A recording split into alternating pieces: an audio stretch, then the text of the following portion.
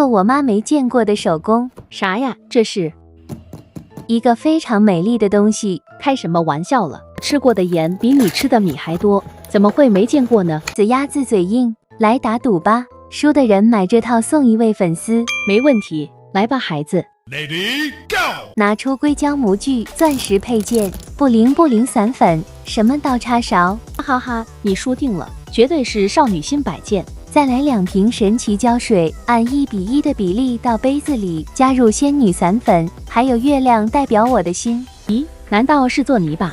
趁现在认输还不会太慢哦。搅拌均匀后到模具里，不用猜了，肯定是摆件。你们觉得呢？晾干后脱模，哈哈，像在拔死皮一样，一层一层剥开你的心。芜湖，这也太好看了。再来装一点珠珠，这不会是羊屎吧？没见识真可怕，是那种不讲卫生的吗？我懂了，这是杯垫摆件。此处给我妈来点掌声吧，其实她猜的全都错的。最后装个挂钩，大功告成了，少女心满满的。挂钥匙书包上绝绝子，隔壁小孩都馋哭了。那我不是猜对了吗？摆件和挂件都是同个意思啊。